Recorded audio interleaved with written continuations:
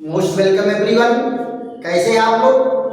स्वस्थ हैं, मस्त हैं और मजे में हैं, है ना? और आशा है कि केमिस्ट्री पढ़ने में आप लोगों को मजा भी आ रहा होगा। देखो बेटा, आज फिर हम लोग एक बेहतरीन वीडियो के साथ आमने सामने हो रहे हैं और ही बहुत जानदार टॉपिक आपके सामने है। व्हाइट बोर्ड पर दिख रहा होगा कि प्रोटीन वाले चैप्टर में एंजाइम हम लोगों का आज का विषय है। बेटा, प्रश्न उठता है कि एंजाइम होता क्या है? तो आपको मैं बता दूं कि हमारी कोशिकाओं में और पौधों की कोशिकाओं में निरंतर हजारों अभिक्रियाएं होती रहती हैं और इन अभिक्रियाओं को अगर ओपन लेबोरेटरी में कराना हो तो ये बहुत लंबा समय लग जाएगा, लेकिन वही अभिक्रियाएं कोशिकाओं में कुछ ही घंटे में पूरी हो जाती है। क्यों? तो कोशिकाओं में विशेष प्रकार के रासायनिक पदार्थ बनते हैं जो इन अभिक्रियाओं को रेगुलेट करते हैं, नियंत्रित करते हैं। उन रासायनिक पदार्थों की उपस्थिति में ये अभिक्रियाएं फास्ट हो जाती हैं। तो कोशिकाओं में होने वाली अभिक्रिया को क्या कहते हैं? जैव रासायनिक अभिक्रिया। क्या कहते हैं? जैव रासायनिक अभिक्रिया। और ये उन अभिक्रियाओं को उत्प्रेरित करती हैं। तो इसका मतलब क्या है कि जैव रासायनिक अभिक्रियाओं को उत्प्रेरित करने वाले रासायनिक पदार्थों को एंजाइम कहते हैं। क्या कहते हैं? एंजाइम कहते हैं। तो ये क्या है? एक जैव रासायनिक उत्प्रेरक है। क्या है बेटा? एक जैव रासायनिक उत्प्रेरक है। तो हम लोग उत्प्रेरक के डिफिनीशन को पढ़ेंगे, कुछ एग्जाम्पल पढ़ेंगे और फिर उसके बाद इनके लक्षणों के बारे में पढ़ेंगे और एक एमिल फिशर का सिद्धांत है इनकी क्रिया विधि पर कि ये कैसे क्रिया करते हैं। अब फिर उसके बाद एक छोटा पॉइंट है कोएंजाइम। यहां तक हम लोगों को आज पढ़ना है, तो इसलिए बिना समय गंवाए हम लोग चलते हैं अपने मेन पॉइंट पर। तो एंजाइम क्या है बेटा? एक जैव रासायनिक उत्प्रेरक है जो कोशिकाओं में होने वाली अभिक्रियाओं को उत्प्रेरित करता है। क्लियर? तो यहां जरा देख लीजिए, एंजाइम को क्या कहेंगे? एंजाइम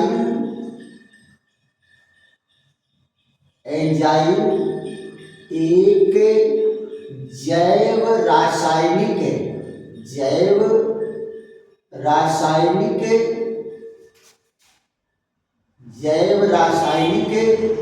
उर्वरक है, जैव रासायनिक उत्प्रेरक है। क्या बेटा? उत्प्रेरक है, जैव रासायनिक उत्प्रेरक है जो कोशिकाओं में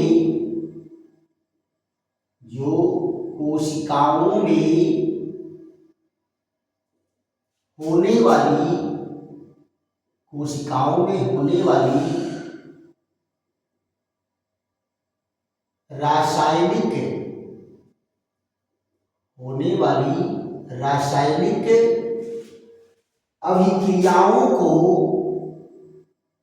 रासायनिक अभिक्रियाओं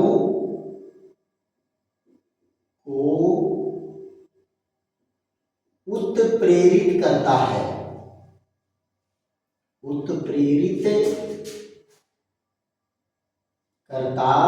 है। क्या है बेटा? एंजाइम एक जैव रासायनिक उत्प्रेरक है जो कोशिकाओं में होने वाली अभिक्रियाओं को उत्प्रेरित करता है। पक्का? यही दो लाइन का डिफिनीशन है। हमारी कोशिकाओं में, पौधों की कोशिकाओं में होने वाली अभिक्रियाओं को उत्प्रेरित करने वाला रासायनिक पदार्थ क्या है? एंजाइम है। क्लियर? तो जरा इनकी एग्जांपल लेकर के देख लेते हैं। यहां जरा देखो, पहला एग्जांपल है बेटा स्टार्च C6H10O5। ये क्या है? स्टार्च है। इसको उत्प्रेरित करने वाला, इसका जल अपघटन कराएगा कौन? एक एंजाइम है जिसका नाम है डायस्टेज। एंजाइम क्या है बेटा? डायस्टेज। अब क्या बना देता है? n नंबर ग्लूकोज के मॉलिक्यूल बन जाते हैं। ऐसे ही हम ईस्ट का प्रयोग करते हैं। ईस्ट क्या है? एक कवक है, एक कोशिकीय कवक है ईस्ट। तो ये क्या करता है? सुक्रोज का जल अपघटन कराता है। यहां देखिए 22O11, ये कौन है? सुक्रोज है। तो यहां पर देखो इसका जल अपघटन होता है ईस्ट के द्वारा। एक एंजाइम बनता है जिसको कहते हैं इन्वर्टेज। क्या कहते हैं? इन्वर्टेज। तो ये क्या बनाता है? C6H12O6, C6H12O6। ये क्या करता है? एक अणु ग्लूकोज बना देता है और एक अणु फ्रक्टोज बना देता है। यहां पर जरा देखो, ये ग्लूकोज का मॉलिक्यूल C6H12O6 है। ईस्ट के द्वारा एक दूसरा एंजाइम भी बनाया जाता है जिसे क्या कहते हैं? जाइमेज। क्या कहते हैं? जाइमेज। और ये जाइमेज क्या करता है? ग्लूकोज को अपघटित करके दो अणु एथिल एल्कोहल बनाया जाता है और दो अणु कार्बन डाइऑक्साइड गैस निकलती है। ये क्या बना? Ethyl alcohol. ये भी बेटा सारे के सारे क्या है? ग्लूकोज ही बने हैं। क्या बने हैं? ग्लूकोज बने हैं। आप देखो बेटा, किसी भी शर्करा से ये एल्कोहल बनाने की विधि है। उसमें ईस्ट मिला देंगे और इसका क्या करेगा? फर्मेंटेशन करेगा। इस अभिक्रिया को बेटा क्या कहते हैं? किण्वन। क्या कहते हैं? किण्वन कहते हैं और अंग्रेजी में कहते हैं फर्मेंटेशन। अंग्रेजी में क्या कहेंगे? Fermentation, right. ऐसे ही बेटा यहां पर जरा देखो, C12H22O11 है। ये कौन है? ये है माल्टोज। माल्टोज का जल अपघटन कौन कराता है? माल्टेज नामक एंजाइम। तो क्या बना देगा? दो अणु ग्लूकोज बना देता है। दो अणु क्या बना देगा? ग्लूकोज। और पॉलीसैकेराइड, बेटा देखो कार्बोहाइड्रेट वाला चैप्टर पूरा पढ़ चुका है। सुक्रोज, माल्टोज, लैक्टोज की आणविक रचना के बारे में आपको स्ट्रक्चर पूरा एकदम डिटेल मिला हुआ है। तो आप जा करके कार्बोहाइड्रेट वाले चैप्टर को देख लीजिए। 11-12 वीडियो में पूरा चैप्टर समेट दिए हैं। तो आप लोग जो है उसको ढंग से जा करके तैयारी करके अब बोर्ड पेपर में खूब जम के नंबर उठाइए। यहां देखो बेटा, लैक्टोज। लैक्टोज का जल अपघटन कौन करता है? लैक्टेज नामक एंजाइम। और लैक्टोज को क्या कहते हैं? Milk sugar. क्या कहते हैं? Milk sugar. तो ये क्या बनाता है? C6H12O6। और ये क्या है? C6H12O6। एक अणु क्या बनता है? गैलेक्टोज। क्या बनता है? गैलेक्टोज। और दूसरा अणु क्या बनता है? ग्लूकोज। ऐसे ही बेटा एक और एंजाइम है, वो यूरिया पर काम करता है। जैसे देखो, ये किसका फार्मूला है? यूरिया का है। किसका फार्मूला है? यूरिया का। तो यहां पर देखो पानी के द्वारा जब इसका अपघटन होता है तो इसको क्या कहते हैं? यूरिएज। यहां से देखो, ये देखो क्या बन गया? दो अणु अमोनिया और क्या बनता है? Carbon dioxide. अच्छा बेटा आप देखो, कहीं पर कॉमन प्लेस जहां पर बहुत सारे लोग जाके टॉयलेट करते हो, वहां अमोनिया की गंध आती कि नहीं आती है? तो वो अमोनिया की गंध कहां से आती है? इसी अपघटन के कारण अमोनिया बनता है और वहां आता है। और जहां इकट्ठा हो उसमें से देखते हो कि बुलबुले भी उठते हैं, बुलबुले उठते हैं, वो बुलबुले किसके हैं? कार्बन डाइऑक्साइड के। तो यूरिएज एंजाइम क्या करता है? यूरिया का डिकम्पोजिशन करता है जल के द्वारा और क्या बना देगा? ये बना देता है कार्बन डाइऑक्साइड और अमोनिया। तो आप देखो बेटा तीर के ऊपर जो भी लिखे गए हैं सब एंजाइम है। एंजाइम की एक विशेषता और है बेटा, क्या? इनके नाम को तुम इजीली पहचान सकते हो। इनके नाम के आगे अधिकांश एंजाइम में एज लगा रहता है। और अगर किसी एंजाइम का नाम न मालूम हो और इसका सबस्ट्रेट मालूम हो कि ये किसके ऊपर क्रिया कर रहा है, तो उसी सबस्ट्रेट के नाम में एज जोड़ दो। सबस्ट्रेट के नाम में एज जोड़ दो, एंजाइम का नाम हो जाएगा, है ना? इसका नाम नहीं आ रहा है, ग्लूकोज पर काम किया है तो ग्लूकेज लिख दो। क्या लिख दो? ग्लूकेज, है कि नहीं? तो एंजाइम जो है हम लोग जानते हैं कि एंजाइम क्या है और इसके एग्जाम्पल जान लिए। फट से स्क्रीनशॉट लो बेटा, तो स्क्रीनशॉट लो, उसके बाद इनके लक्षणों पर चलते हैं। तो क्या हो जाएगा? एंजाइम के लक्षण। अब बहुत बेहतरीन पॉइंट है बेटा, 8-9 पॉइंट है, लेकिन परीक्षा में आप नंबर के आधार पर देखेंगे। अगर 1 नंबर में आ रहा है तो 3-4 पॉइंट लिख देंगे, 2 नंबर में आ रहा है तो 5 लाइन 6 लाइन लिख देंगे, 5-6 पॉइंट लिख देंगे, और अगर 3 नंबर में आ रहा है तो पूरा उठा के लिख देना। समझ गए? तो नंबर को देख करके आपको जवाब देना है कि कितना हमें लिखना है। तो इसको हम लोग मिटा करके फिर किस पर चलते हैं? एंजाइम के लक्षण। किस पर चलते हैं? एंजाइम के लक्षण। तो पहला एंजाइम का लक्षण तो यही है जो डिफिनीशन दिया गया है, डिफिनीशन ही उसके लक्षण यही से बन जाएंगे। तो इस पर हम लोग चर्चा करते हैं एंजाइम के लक्षण। और एंजाइम के लक्षण का 9-10 पॉइंट है। उसके बाद एमिल फिशर का सिद्धांत पढ़ाएंगे कि एंजाइम कैसे क्रिया करते हैं। तो यहां पर जरा देखो, हम लोगों का टॉपिक अगला क्या रहा है? एंजाइम के लक्षण। एंजाइम के लक्षण। यहां देखिए इसकी अंग्रेजी क्या होगी? Property of enzyme. Property of enzyme, ये इनके हेडिंग, इस पर हम लोग चर्चा करेंगे। तो जरा एक एक पॉइंट को ध्यान दीजिए। पहले पॉइंट में क्या कहा गया है? एंजाइम एक जैव रासायनिक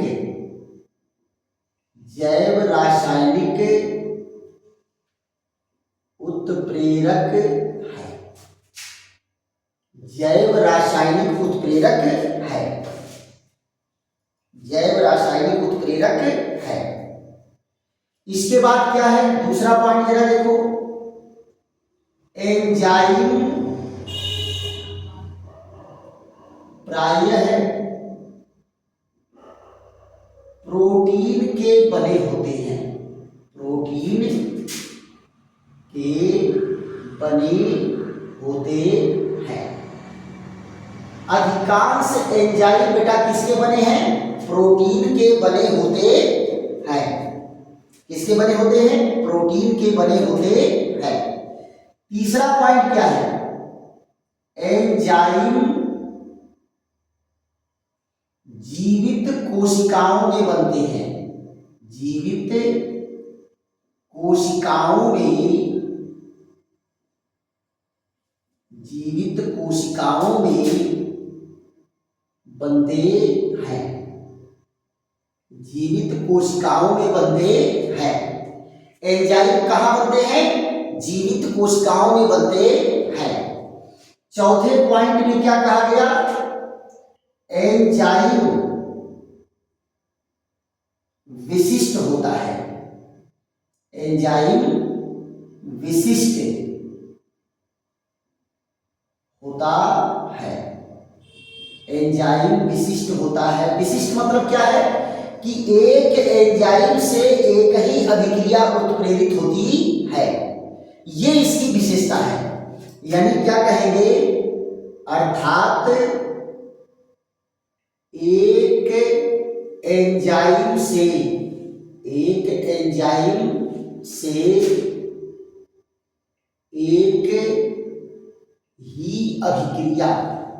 एक ही अभिक्रिया उत्प्रेरित होती है। एक एंजाइम से एक ही अभिक्रिया उत्प्रेरित होती है, ये इसकी क्या है, विशेषता है।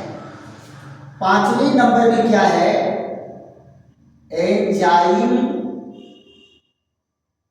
कोलाइडी अवस्था में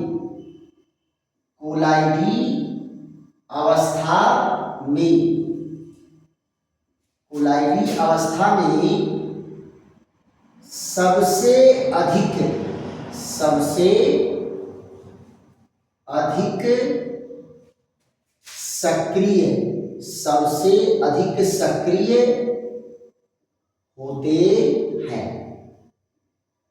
क्या है, एंजाइम कोलाइडी अवस्था में क्या होंगे, सबसे अधिक सक्रिय होते हैं। अगला पॉइंट क्या है, अति उच्च ताप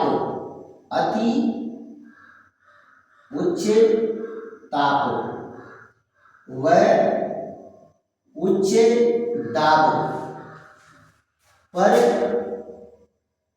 एंजाइम की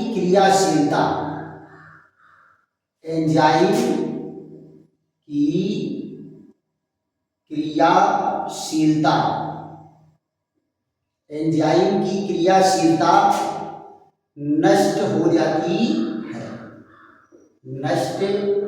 जाती है। क्या कहें बेटा, अगर बहुत ज्यादा ताप रहेगा या बहुत ज्यादा दाब रहेगा तो क्या होगा, ये उच्च ताप और अति निम्न ताप व अति निम्न ताप पर एंजाइम की क्रियाशीलता नष्ट हो जाती है। बहुत लो टेम्परेचर हो जाए, बहुत हाई टेम्परेचर हो जाए तो एंजाइम की क्रियाशीलता क्या है, नष्ट हो जाती है। यहां देखो 25 से 35 डिग्री सेंटीग्रेड का ताप अनुकूलतम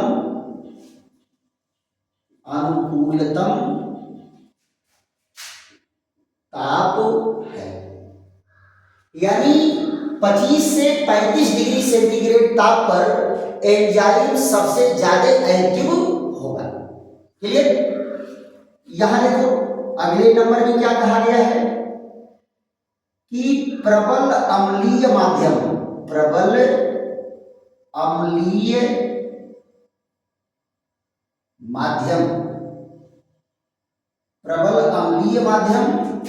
व प्रबल क्षारीय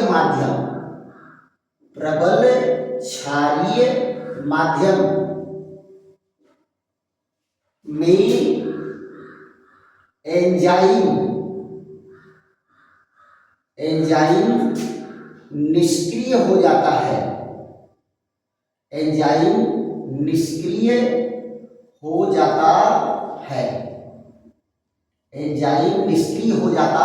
है।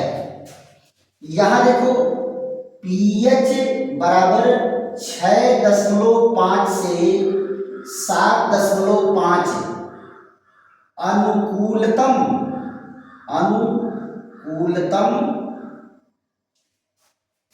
पीएच परास है। यानी 6.5 से 7.5 पर एंजाइम सबसे ज्यादा सक्रिय होता है। यहां जरा देखो 8वें पॉइंट में क्या कहा, एंजाइम अभिक्रिया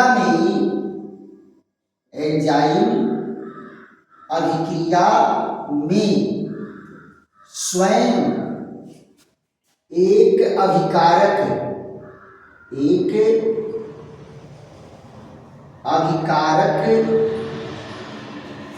की भांति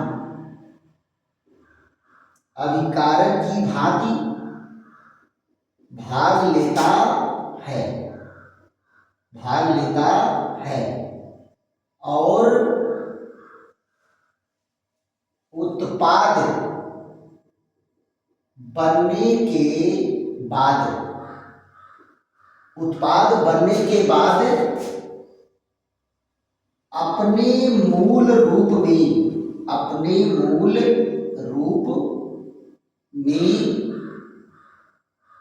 पृथक हो जाता है। अपने मूल रूप में पृथक हो जाता है। कैसे भाग लेगा? स्वयं अभिकारक की तरह भाग लेगा, लेकिन अभिक्रिया पूरा होने के बाद अपने मूल रूप में आजाद हो जाएगा। इसके नेचर पर, स्वभाव में कोई परिवर्तन आने वाला नहीं है। अगला पॉइंट क्या कहा? एंजाइम की निश्चित सांद्रता में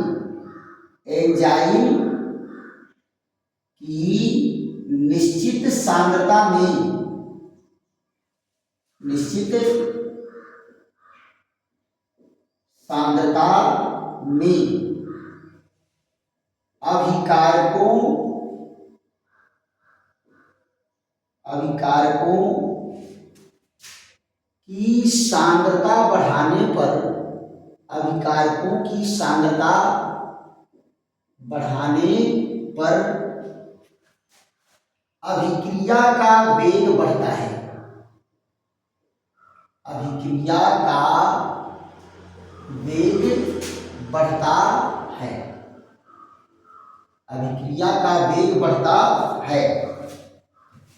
परंतु एक निश्चित दशा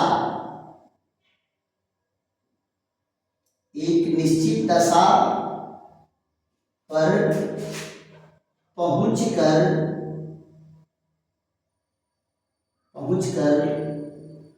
अभिक्रिया का वेग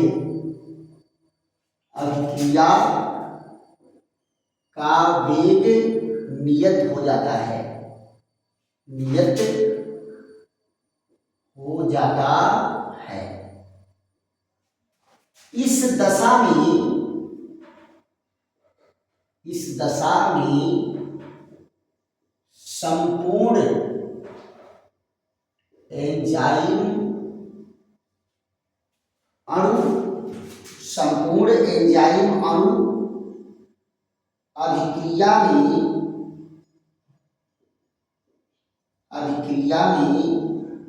भाग ले चुके होते हैं।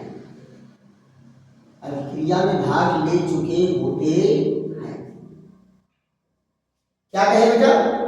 अगर मान लो अभिकारक एंजाइम की निश्चित सांद्रता दिया जाए और उसमें अभिकारक की सांद्रता बढ़ाते जाएं तो अभिक्रिया का वेग बढ़ता जाएगा। लेकिन एक ऐसा समय आएगा जब अभिक्रिया का वेग क्या है? नियत हो जाएगा, निश्चित हो जाएगा, स्थिर हो जाएगा। इसके बाद कितना हम अभिकारक की सांद्रता बढ़ाएंगे, अभिक्रिया का वेग बढ़ने वाला नहीं है। तो इसको बेटा एक ग्राफ के माध्यम से हम समझ सकते हैं। यहां देखो, ये क्या है? इस पर हम दिखा रहे हैं वेग, इस पर क्या दिखा रहे हैं? अभिकारक की सांद्रता। ये देखिए, अभिकारक की सांद्रता दिखा रहे हैं। तो क्या कहा? अभिक्रिया का वेग शुरू में बढ़ता जाएगा, लेकिन एक कंडीशन में पहुंच करके क्या हो जाएगा? स्थिर हो जाएगा। ऐसी दशा में क्या है? ये क्या कर रहा है? एंजाइम के सारे अणु अभिक्रिया में भाग ले लेंगे तो बचे हुए अभिकारकों के लिए एंजाइम मिलेगा नहीं, इसलिए इससे ज्यादा अभिक्रिया का वेग बढ़ने वाला नहीं है। अब जरा इसको समझो। मान लो 100 मॉलिक्यूल हम एंजाइम यूज किए और यहाँ अभिक्रिया का वेग है 50 अणु या 40 अणु हम अभिकारक यूज किए। 10 अणु अभिकारक बढ़ा दिए, अभिक्रिया का वेग बढ़ गया, फिर 10 बढ़ा दिए बढ़ गया, 10 बढ़ा दिए बढ़ गया, 10 बढ़ा दिए बढ़ गया। लेकिन जब 100% एंजाइम यूज हो जाएंगे फिर अभिक्रिया का वेग बढ़ने वाला नहीं है। तो ये बेटा क्या है, एंजाइम के गुण और लक्षण है। अगर 1 नंबर में पूछ रहा है तो 1 नंबर में पूछ रहा है तो बस यही 5 नंबर, 5 पॉइंट। और अगर मान लीजिए 2 नंबर में पूछ रहा है तो 2 पॉइंट और बढ़ा दीजिए। और अगर 3 नंबर में पूछ रहा है तो पूरा लिख देंगे, पूरा लिख देंगे सारे के सारे पॉइंट। अब बेटा हमारी आपकी चर्चा कहाँ चलेगी, एंजाइम की क्रिया विधि। किस पर चलेगी, एंजाइम की क्रिया विधि। इसमें बेटा एक वैज्ञानिक थे एमिल फिशर, वो ताला और चाबी का सिद्धांत दिए हैं। क्या दिए हैं, ताला और चाबी का सिद्धांत। उसमें क्या कहे कि जिस प्रकार से एक चाबी ताला की पूरक रचना होती है और ताला के संपर्क में चाबी आएगी तो या तो उसे खोल देगी या तो उसे बंद कर देगी, उसी तरह से अभिकारक और एंजाइम भी एक दूसरे के पूरक रचना होती है। ये दोनों जुड़ेंगे, एक सक्रिय मॉलिक्यूल बनेगा, उसके बाद उत्पाद बनेगा, एंजाइम अपने रूप में अलग हो जाता है। तो इसको आप लोग फट से स्क्रीनशॉट ले लीजिए। उसके बाद जो है हम किस पर चलते हैं, एंजाइम की क्रिया विधि। तो एंजाइम की क्रिया विधि में हम लोग पढ़ेंगे एमिल फिशर का लॉक और की सिद्धांत, है ना। तो यहाँ जो है पहले इसको इरेज कर लिया जाए ढंग से, और उसके बाद बेटा हम लोग किस पर पढ़ेंगे, को एंजाइम। को एंजाइम क्या होता है इस पर हमारी आपकी चर्चा चलेगी। और इसमें आपका जो है उसके बाद एंजाइम वाला टॉपिक जो है इंटरमीडिएट के लेवल पर आपका पूरा हो जाएगा। और उसके बाद जो है आगे की क्लासों में एंजाइम के बारे में और भी पढ़ना होगा। लेकिन अभी हमारा आपका लक्ष्य क्या होना चाहिए, हमारा आपका लक्ष्य वही बताए थे, कहाँ, एबव 90, एबव 90 अभी लक्ष्य लेकर के चलो और खूब मार्क उठाना है, कहाँ, बोर्ड में।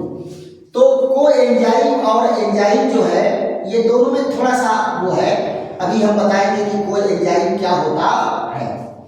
तो सबसे पहले हम लोग क्या पढ़ेंगे, एमिल फिशर का लॉक और की सिद्धांत, ताला चाबी का सिद्धांत। किसका सिद्धांत, ताला चाबी का सिद्धांत। यहां जरा देखो ये इरेज हो गया। और इसके बाद जो है हम लोगों का क्या है, एंजाइम की क्रिया विधि। यहां देखिए एंजाइम की क्रिया विधि, क्रिया विधि, क्रिया विधि। इसको क्या कहते हैं, एमिल फिशर, एमिल फिशर का लॉक और की सिद्धांत। लॉक और की, लॉक माने ताला और की माने चाबी, लॉक और की सिद्धांत। एमिल फिशर का लॉक और की सिद्धांत, लॉक और की सिद्धांत। देखो बेटा क्या कहा कि लॉक और की सिद्धांत ने क्या कहा, जिस प्रकार ताला की चाबी पूरक रचना होती है उसी तरह से अभिकारक का एंजाइम भी पूरक रचना होता है। और जैसे ताला चाबी के संपर्क में आकर के लॉक हो जाता है या अनलॉक हो जाता है, उसी तरह से अभिकारक एंजाइम के संपर्क में आकर के उत्पाद का निर्माण करता है। तो यहां पर क्या कहेंगे, यहां जब देखो इस सिद्धांत के अनुसार, यहां देखो क्या कहा जाएगा, इस सिद्धांत के अनुसार, सिद्धांत के अनुसार जिस प्रकार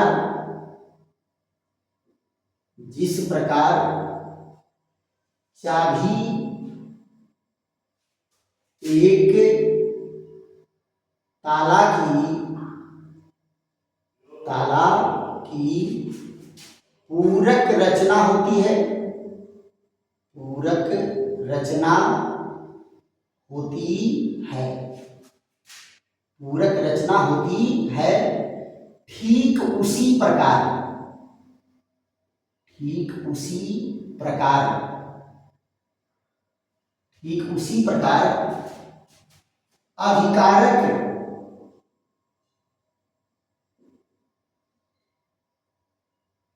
और एंजाइम, अभिकारक और एंजाइम एक दूसरे की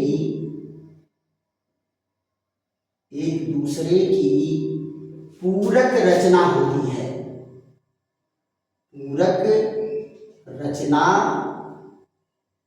होती है।